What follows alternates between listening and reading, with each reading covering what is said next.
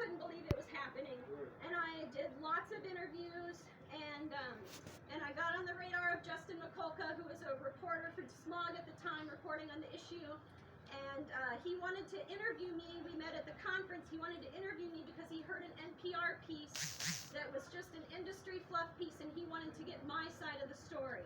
And so we met and we talked, and then he added the story of me and what happened in Watertown in his book on page 115. But I just want to clear, there's a little mix-up here. So it says, in the highlighted section, days before the conference, an ethanol train derailed near Zarling's home in Wisconsin, and several cars ruptured, spilling 1,000 gallons of ethanol into the Mississippi River. Now, Watertown is not near the Mississippi River. No, it isn't. Not at all. So that's a little mistake there. And then it says the next day an oil train derailed in nearby Watertown. 1,000 gallons of oil spilled, but luckily did not ignite. You know, as I said, I do believe this book is the Bible of what you should know about this stuff. It really is very important information. However, I do have to say I'm surprised that he didn't ask me for clarification before he published the book, because now here it is. So the real correct thing that happened was on November 7th, there was a derailment in the Upper Mississippi Wildlife Refuge outside of La Crosse, Wisconsin, and that derailed 20,000 gallons or more of ethanol into the Mississippi River. And then in Watertown the next day, then we had our train derail with the 1,000 gallons. So that is a little clarification there, just to be clear. So they were each in separate days. And then I just wanted to share really quick too, this is the La Crosse group's page, and there was just another derailment there in the Mississippi River in April, and according to Guy Wolf from up there, he said it's the fourth major derailment on this same 35-mile stretch of track of the Upper Mississippi River National Wildlife Refuge since 2007. So, and a lot of the reason why that happens is because the tracks run right along the water, and then they flood and they get washed out, and the trains try and go over the flooded tracks, and it doesn't end well. And that's actually how that derailment that I mentioned in Iowa that derailed like the 200,000 gallons. That way. Thank you. Yep, you're good. That's actually how that happened as well. Let's see here now. That was last April? Speaking just a couple months ago, yep. So speaking of fact checking, I actually also need to fact check myself. This is an op-ed that was published that I wrote. It was published in the Wisconsin Examiner earlier this week, and I also thank WisPolitics for picking it up as well.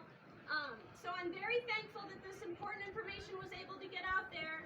However, I had a huge oversight, and I said that 60 cars derailed, and it was, or 60, there were 60 tankers, and it was really 63. So I just have to clear that up because I need to be right.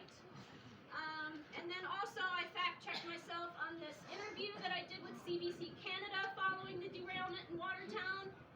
There are some things about it that didn't sit well with me, and so after all these years, I thought it's time to clear them up. And so I'm happy that I was able to do that. And one of my major oversights was saying that the train stopped practically on a dime after we heard the boom of the derailment. And I went back and I said that that's definitely not true, because trains still have braking systems from the 1850s. They do not have modern braking systems. So if they did, my quote would have held. But trains take at least a half mile to stop with the old braking systems.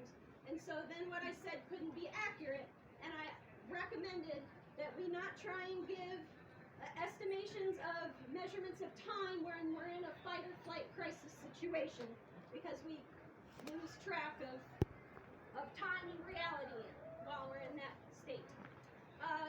So I traveled to Pittsburgh to go to that conference. This is an aerial shot of Pittsburgh flying in. It's a lovely city, but when you're an oil train activist, then you look at things differently.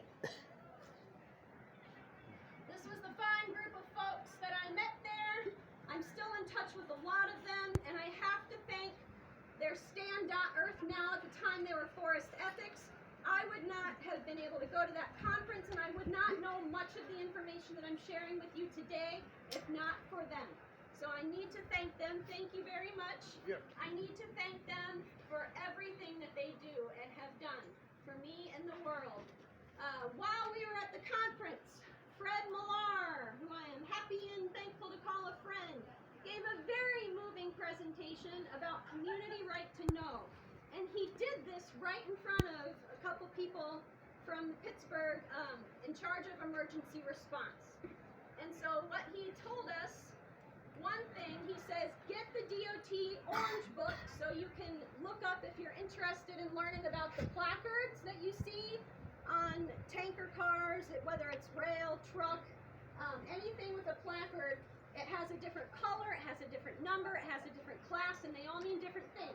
I'm not in the way again. Oh, you're good. So, yes, you can pick up this book if you want to learn what the placard numbers mean. And then he gave us these quick little stats here just about how important it is for communities to be able to know what's coming through, if hazardous materials are coming, because emergency responders need to be better prepared. And if they don't know what's coming through and then there's an accident, then they don't know how to respond as well as if they had the information ahead of time to know that these hazardous materials are coming through, and so here's what they are, and so if there's an accident, here's what we can do to be prepared. They have that right to know that. We all have that right. And the rail companies, since they're privatized and make their own rules, they disagree. He also shared about how the trainings that emergency responders and firefighters undergo to respond to oil train disasters are fake, because really the flames are so huge and it's so hot that the firefighters actually have to retreat from the flames and let the fires burn out. And so he said that this is just a simulated show, because there's no way that firefighters are going to go up to a burning train and try and put it out. And the foam actually that they use too, it actually evaporates, or it melts. It won't even work if they try and put it on the fire when it's too hot. So there's a whole, it's very complicated how